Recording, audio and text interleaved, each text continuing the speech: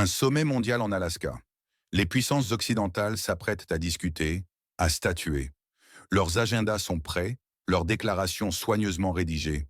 Mais à des milliers de kilomètres de là, un coup de téléphone secret vient de faire trembler les fondations de cette rencontre. Un appel entre Vladimir Poutine et Kim Jong-un. Une conversation qui a glacé le sang de Washington à Bruxelles. Un véritable coup de maître. Quelques heures seulement avant que les élites politiques du monde ne se rencontrent, le maître stratège du Kremlin a décroché son combiné. L'interlocuteur, le dictateur le plus imprévisible de la planète, Kim Jong-un. La conversation, qui devait être brève, s'est prolongée, bien au-delà de la normale pour de tels leaders. La Russie a ensuite publié une déclaration laconique, qualifiant le dialogue de constructif, le partenariat de stratégique et l'agenda d'international.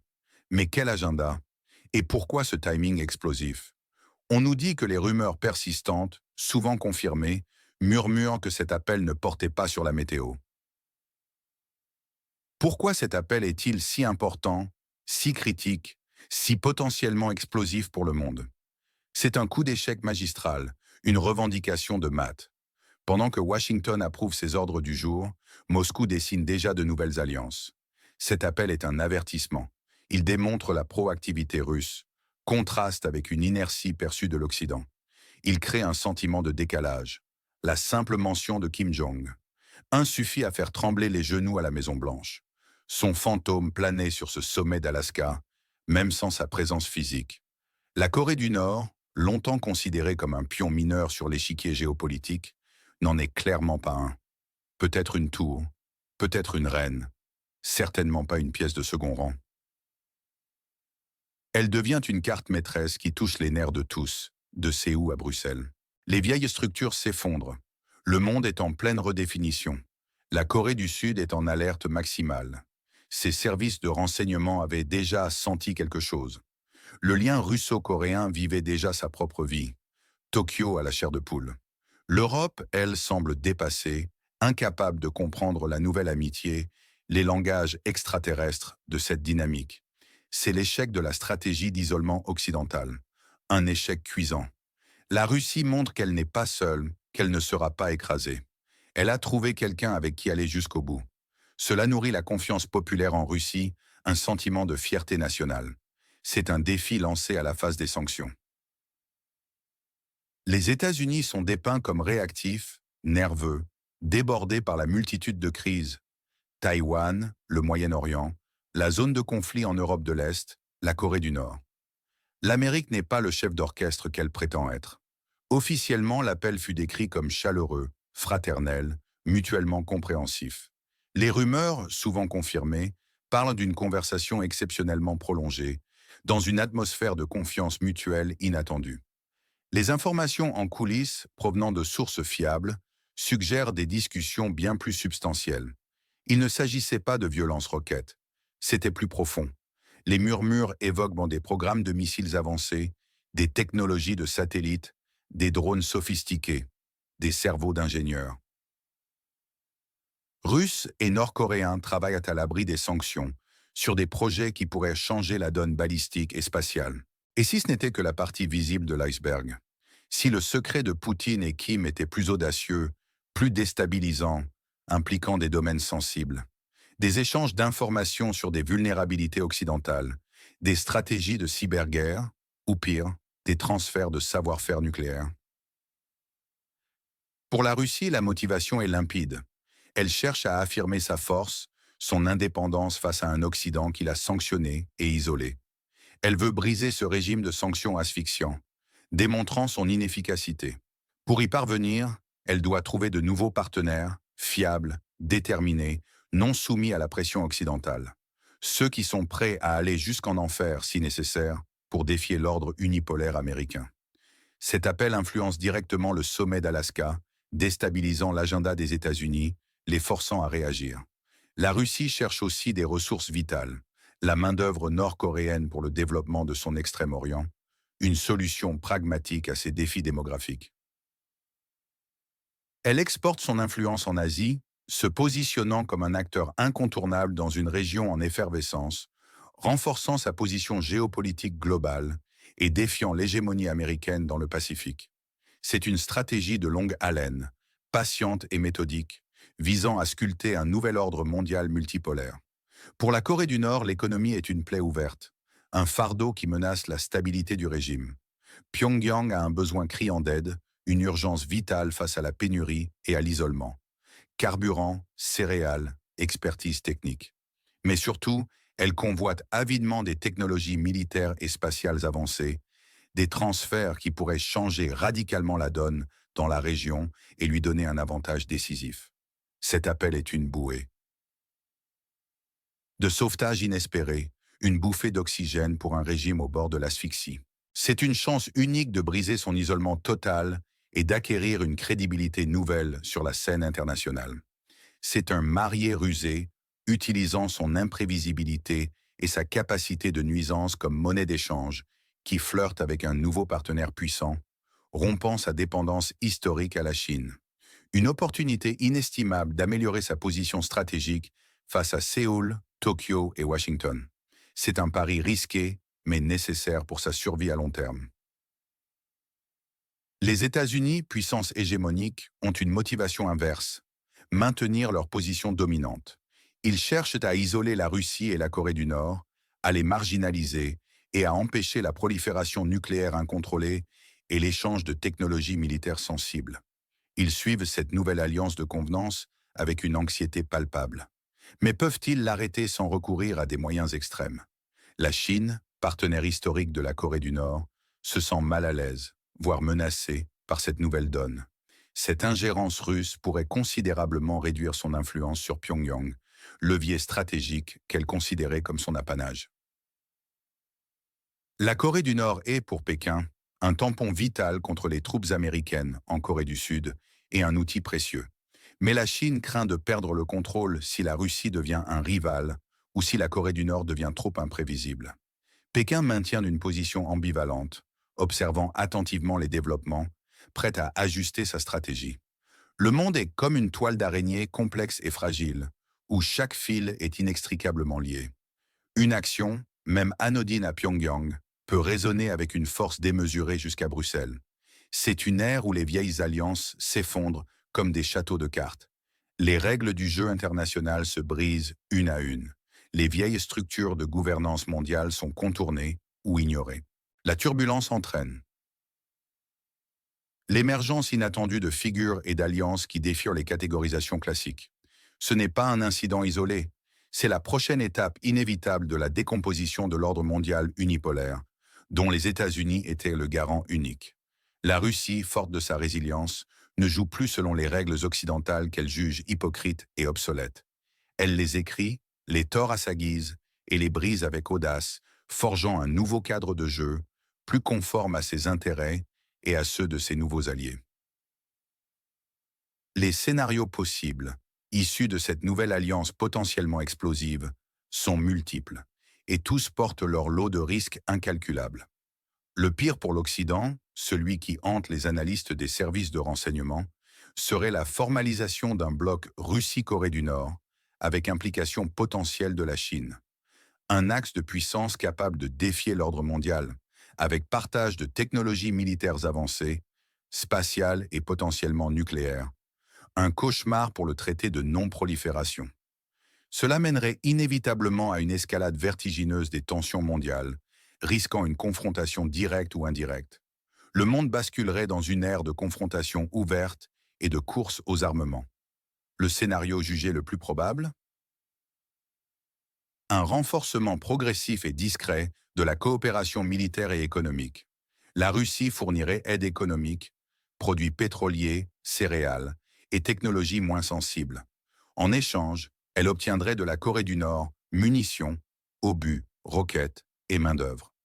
La Corée du Nord servirait de carte maîtresse pour la Russie, outil pour déstabiliser l'agenda occidental et étirer les ressources américaines. Une diversion planifiée, méticuleusement orchestrée, visant à épuiser l'adversaire. Le meilleur scénario pour la Russie et la Corée du Nord serait le succès éclatant dans leur objectif de briser leur isolement respectif. Une coopération mutuellement bénéfique, robuste et durable, leur permettant de contourner efficacement les sanctions occidentales. De nouvelles opportunités économiques s'ouvriraient, renforçant leur résilience face à la pression extérieure. Un renforcement significatif de leur position sur la scène internationale, les plaçant comme acteurs incontournables et capables de dicter leurs propres termes, sans provoquer de confrontation majeure et directe avec les puissances occidentales. Et l'inattendu, le joker qui pourrait tout changer, la Chine pourrait intervenir. Inquiète de perdre son influence traditionnelle sur Pyongyang, Pékin pourrait tenter de modérer cette nouvelle alliance, soit en y adhérant comme acteur dominant, soit en la sapant discrètement, pour maintenir son propre contrôle régional. Tout est possible dans cette nouvelle donne géopolitique.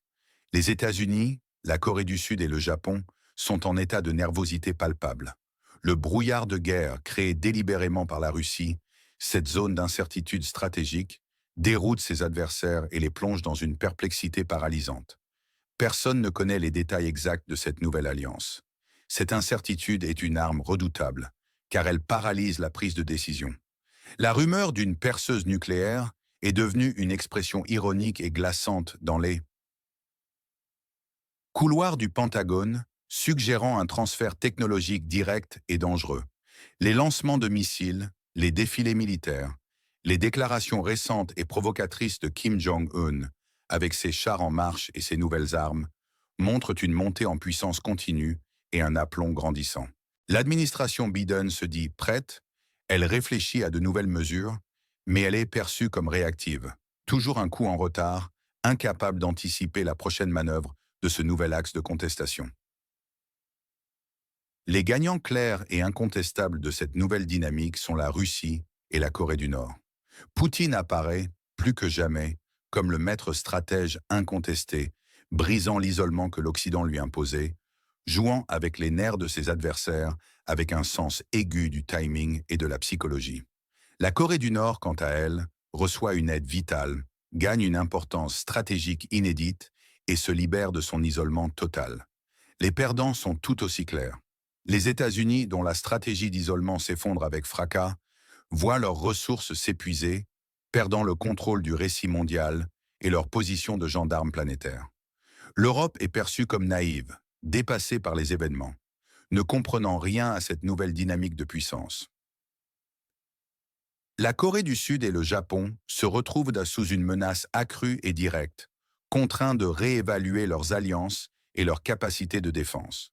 La formation d'un bloc de puissance nouveau, défiant l'hégémonie occidentale, est une tendance clé et irréversible qui se dessine. Le monde n'est plus unilatéral. Il est en pleine redéfinition géopolitique, un vaste chantier où les lignes bougent sans cesse.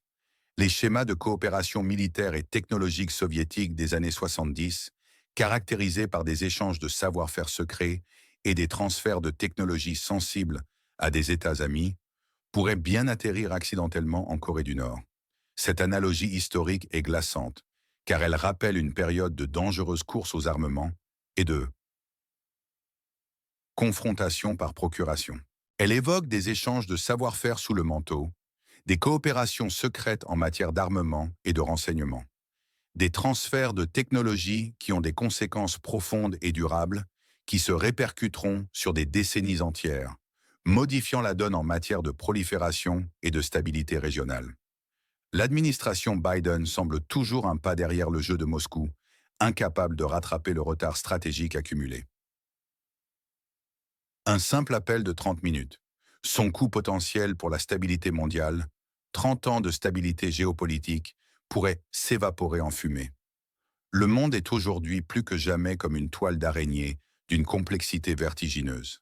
Tirer un seul fil à Pyongyang, et c'est tout l'édifice qui résonne jusqu'à Bruxelles, avec des répercussions inattendues et souvent sous-estimées. Cette métaphore souligne l'interconnexion intrinsèque et dangereuse du monde moderne.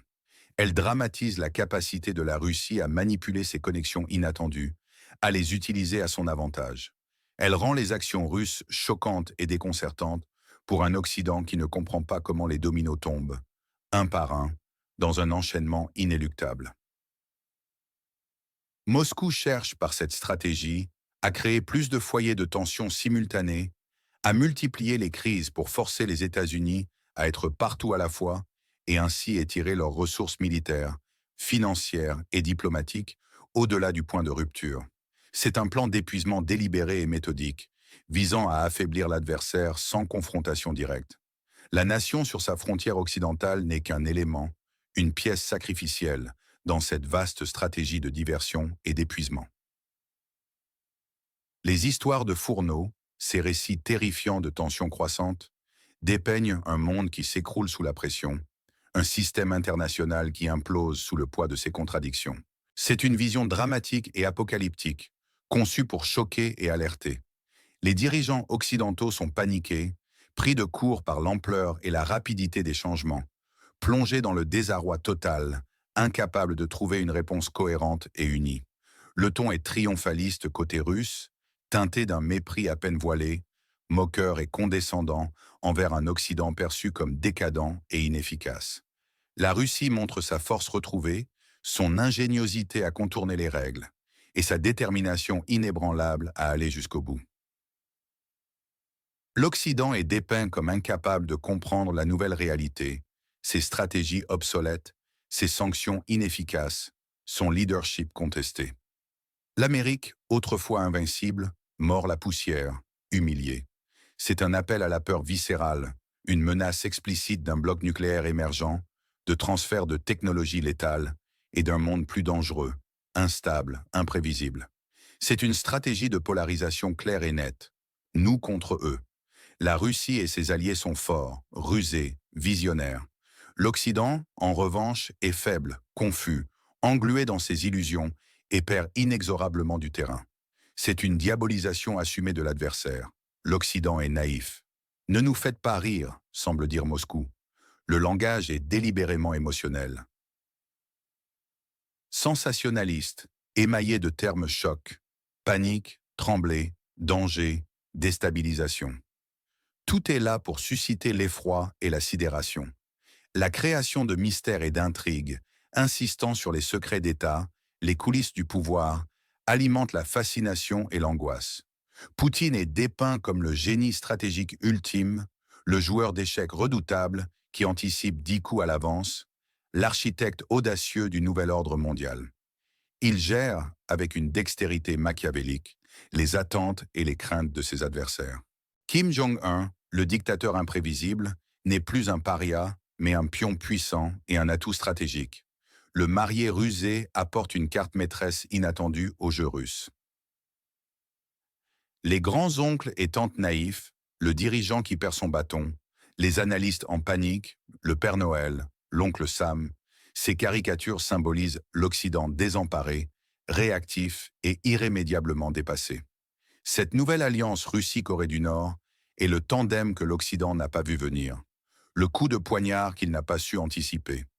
L'Alaska tremble, la Corée du Nord s'invite au sommet sans y être, sa seule mention dynamitant l'agenda. Le maître des échecs joue avec le monde. Poutine a un coup d'avance. C'est la fin de l'isolement forcé, la Russie brise les chaînes que l'Occident lui imposait. Le monde est une toile complexe, et l'Occident est invité à ne jamais sous-estimer la force et la portée des fils tissés par Poutine. Ces slogans résonnent avec puissance. Ils sont conçus pour être viraux, pour captiver l'imagination et polariser l'opinion. Ils sont conçus pour impressionner et instiller une admiration effrayée pour la puissance et l'ingéniosité